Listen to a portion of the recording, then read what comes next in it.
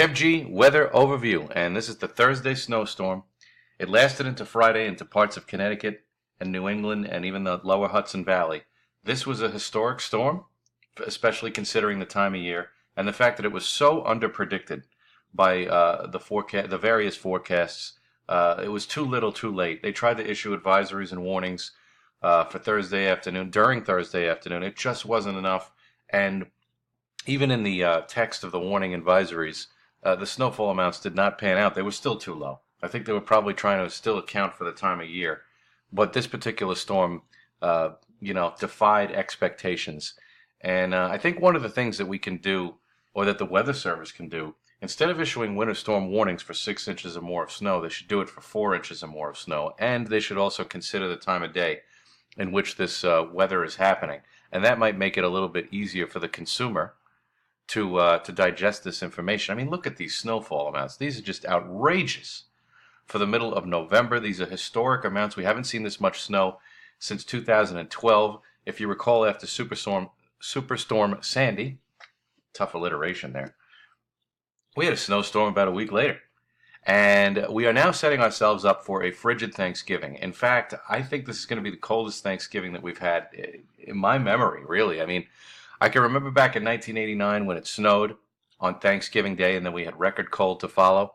I could see a scenario where we do get some snow showers on Thanksgiving. And if you're going to the parade on Thanksgiving Day, you got to bundle up like it's the middle of January. I mean, it's going to be windy. You're going to have wind chills in the 20s all day and temperatures near freezing. So, be prepared. If you're going to that parade, bundle up. And you can see the Thanksgiving Day outlook off of AccuWeather.com. Much of the nation is tranquil. So if you're traveling out of the Northeast states, good for you. You're probably going to be warmer. But look at this. Aside from the Pacific Northwest, not a lot of rain, and the Gulf Coast. So that's the two trouble spots on Thanksgiving Day. But overall, the travel weather is not bad as we go along. So now let's take a look at the Canadian model, courtesy of Tropical Tidbits. And we are high and dry. We got some clouds out there today.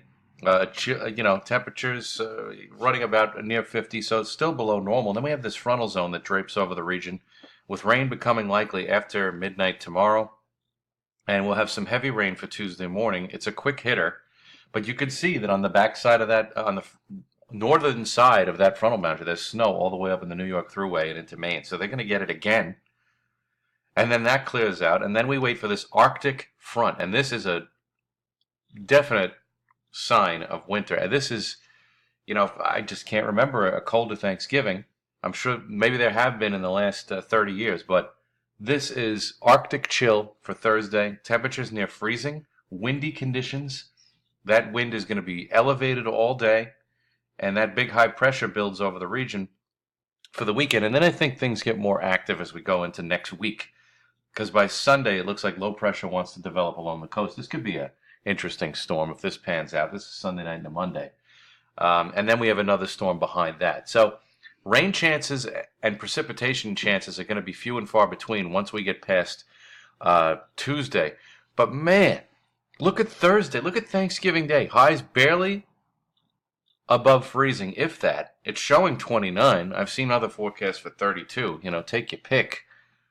But a real deal Arctic air mass for Thanksgiving Day. And it's going to be one of the colder Thanksgivings that we've seen in a long time around here across the region.